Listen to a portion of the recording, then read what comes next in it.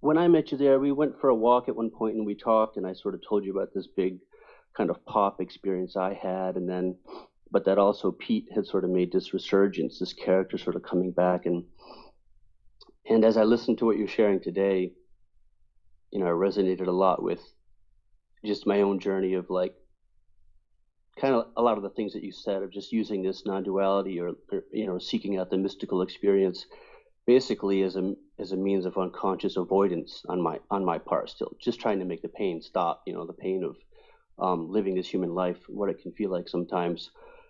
And so there's been this part of me that's just, like an eye that's become bigger, like the pop experience that made me feel more expanded, but also so much pain came after that. The hardest pain came after that. Right. And I was blissed out for so long in this new awareness. I was so blissed out.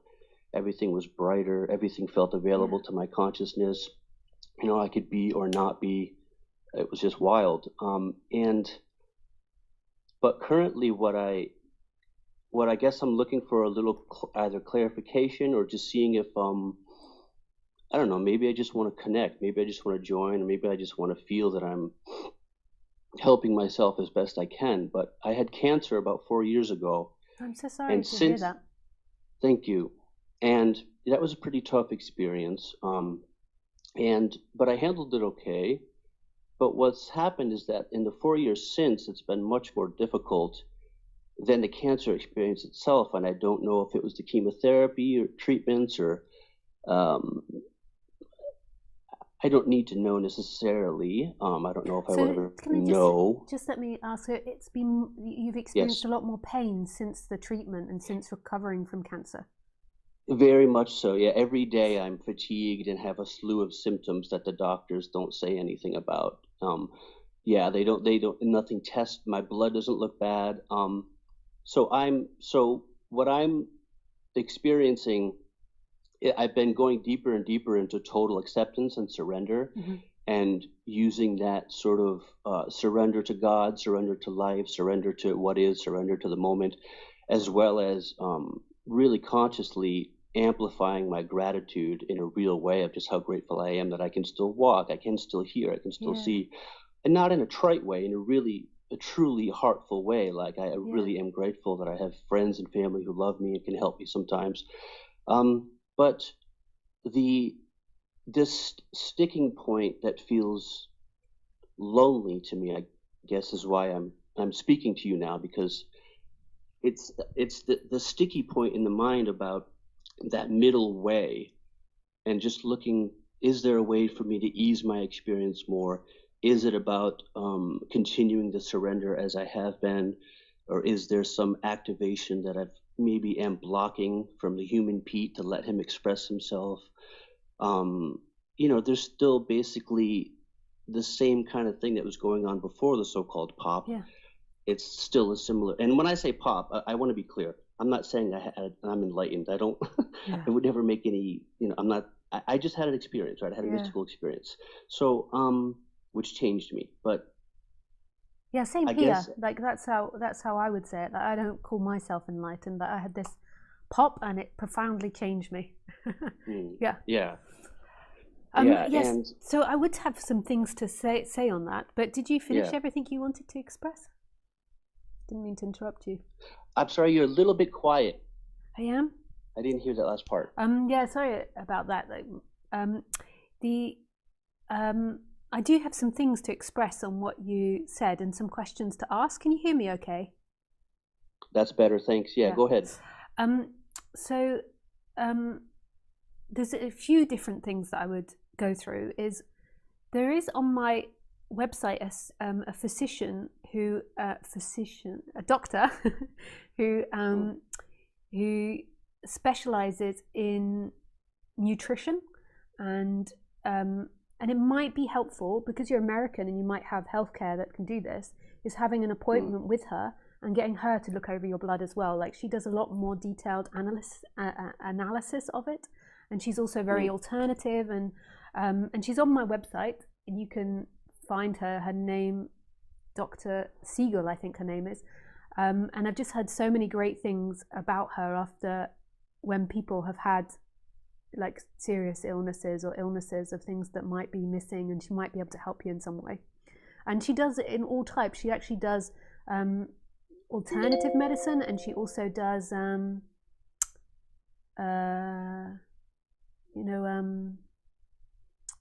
what's allopathic medicine as well.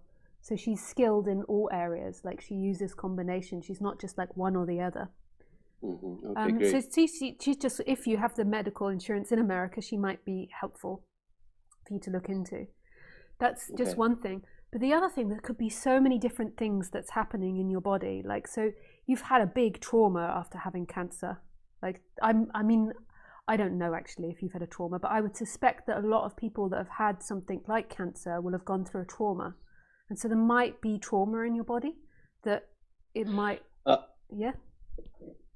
Yeah, I mean, I don't want to amp it up. I used to amp it up a lot, but I also don't want to diminish. But the truth is, my life has been very, very traumatic since I was quite young. Right. So there's definitely been, I mean, this is self-diagnosed. I have had some doctors diagnose it, but very much a PTSD type of thing going on since I was quite young. So and that brought me to my deep spiritual seeking and some of the things that I healed and delved into. But no, I very much still feel this is all. I can really feel the inner little boy Pete that's still wounded, and it's like this all connects together in some way with it, with the spiritual journey, with the letting go, with the letting the person be the person again, and all the different levels that goes through. When I have to, I realize I'm being high-minded, mystical, and then I have to come back down and be like, actually, you need to still be in the world, so you have to face the world here, and so there's definitely trauma. The short answer is there's trauma for sure. So when I also had PTSD from childhood as well, and my experience sometimes is that some certain spiritual practices can actually elongate or exacerbate trauma. And so when it comes to having trauma, I tend to recommend, or myself work with very researched trauma practices. So that doesn't mean like your everyday stuff, when you're feeling like emotions. I mean the very particular thing, which is trauma. So when trauma happens for me, like it still can occur, I'm very conscious of when it's occurring, and it's and it's like a fight or flight situation. My body will get very quickly aroused into fright or fear or freezing, and when I perceive it's happening, I go into a practice that I've learned that's researched a lot. And I mean, I use tapping. That's my way of releasing trauma, and I don't use any of the spiritual practices that I've used because I find that can exacerbate it. So with that's the only time when I'm like really like use like very scientifically researched stuff, because when trauma is activated, it can really send the physiological body into haywire. And if that's connected to the cancer, and if it's coming back again and again and again, that's something that I would address. What I use is EMDR. Have you ever heard of EMDR? I have numerous times, but I don't have any real experience trying it really myself. Yeah, so on my website, there are actually non-duality teachers that are also therapists that are trained in EMDR. And that's one thing that I would really recommend, because when you're having trauma, sitting and meditating on it, or going into it and going into the emotion and speaking out the emotion, I don't think is the best thing most of the time. It can be occasionally. I think most of the time, the best thing to do is to neutralize it, and then look at that thought system when you're not going into the actual trauma.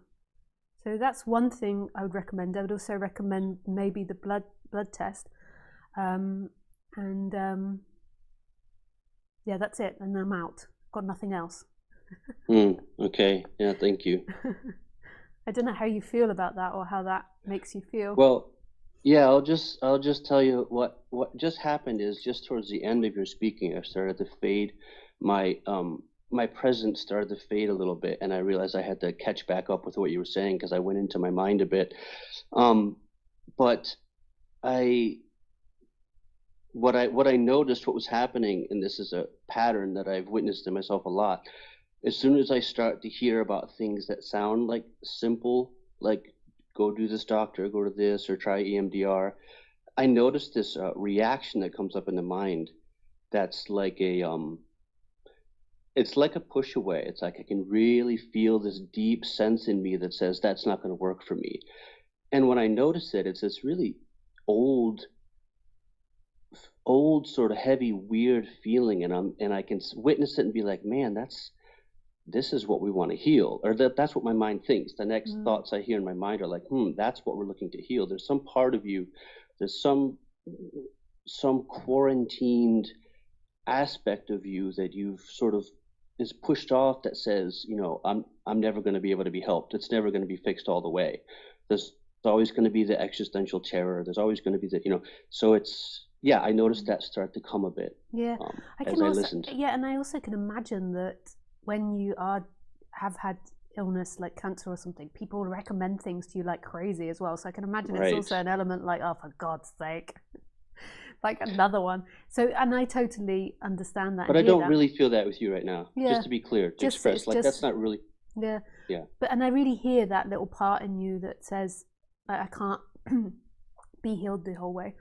I kind of agree from an adult perspective. So that's a child perspective saying that. I kind of agree from an adult perspective that I'm always going to have certain triggers from trauma that I don't know if they're ever going to go. And I suspect they won't go in this lifetime. But I've come to a very happy place where I feel like I can manage them when they arise and that they don't disbalance my system too much. So, there's that, and that comes with a host of feelings, like because sometimes when you've been traumatized, especially in childhood, you are super vulnerable, and yes, it's like it's sad, yeah. There's an element of sadness to it. Yeah, I feel similarly I feel so grateful for the experiences I've had and I feel so much greater strength in watching the turmoil come and being able to let things be as they are and not be as triggered. But the physical pain that I've been dealing with, like every single moment of every single day for 4 years, is like holy cow, is that a deep lesson? Yeah. That's like so much deeper than, oh, I'm over my girlfriend, I'm over my this, or I'm over that. It's like I can handle those things, but this pain, body thing is like, whoa, just it's there constantly, and it affects my mental clarity too. Yeah, totally. Yeah. Anyway. No, I really hear that, and I think that this is, I really feel for you in that situation. I think this is a big problem with allopathic medicine, is it sometimes can really knock the body, and then there's a whole host of other symptoms that come after that. Like allopathic medicine is brilliant and it saves lives and it's got great elements to it. But now I think your system, like there is something happening in your system. It could all be spiritual. It could be deep trauma and it could all be a spiritual depth, but it could be that there's nutrients, there's something happening in your body that's not functioning properly. And I know from studying Chinese medicine that when the liver or the kidney is slightly off, it can produce a whole host of pain in places that you wouldn't expect it. It can produce excessive anxiety or anger or frustration. I know from a woman every month, although it's not so regular now, I'm in my 40s, but most months, like as soon as my bladder and my kidneys and liver get activated from a period, like a grump comes. There's a day of a grump. Like more tendency towards anger, and that's just a tiny hormonal imbalance. But when it, it can be huge. It could be hormones, which could also be about trauma as well. Yeah, I think there's no simple answer, and I really respect what you're going through because it's really, really incredibly tough when you're in pain, and then having to do daily activities of life and motions and interact. Like pain is very difficult, and there are things out there, and I would just encourage to keep moving towards different opportunities and different things that might dissolve that, and then also this other practice that you're doing of this deep acceptance. Yeah, thanks, Lisa. I think part of me wanting to talk to is maybe, like I said before, just it feels good to even just connect a little bit and to talk. Yeah. Sometimes, I have friends, I have people but it's a different thing to sort of, this the energy about publicly joining a gathering like this and sharing about it. It actually, it feels like it lessens. There's a real sense that it lessens the burden in some way. You know what I mean? Like it's not just my own lonely burden. And it's And being I really seen appreciate and that. heard. And I really hear you. And I think that there's many people that will be listening that will be super grateful that you've spoken out about this. Like, it's really beautiful that you're sharing yourself. But it's also, I do think that there's so many healing things in our day-to-day life that we take for granted. Being seen and being listened to is really important. Yeah, thanks very much, Lisa. I appreciate your time. Yeah, thank you, Pete. Lots of love to you. I wish you all the best. Same. Okay, take care. Bye. Bye-bye.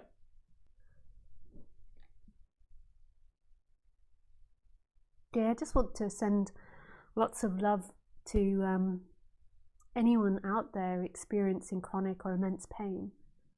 I actually have somebody very close to me that's in recovery from extreme exhaustion and from a variety of things. But it's like when the system gets kicked off, it's like then there's all host, and you have exhaustion like migraines, physical pains in the body, not being able to do your daily tasks, then complications with emotions and interaction with people. And watching them recover from that and come out of that is super beautiful. I feel really humbled that I get to witness that. And it's a 10-year thing that they've been through, maybe even longer than 10 years. And it is possible. And it's gradual, and it's, looking at those thoughts that keep wanting to give up or think it will never get better, the hopelessness. But there's also a whole array of things around us. If we live in Western countries, keep knocking on the doctor's doors. I've watched this person get knocked back by doctors and not listened to, not heard, but then you find this gem of a doctor that can help. Yeah. So I just really respect it and respect the mental power that is needed in order to accept physical pain and what it does to the system and the body.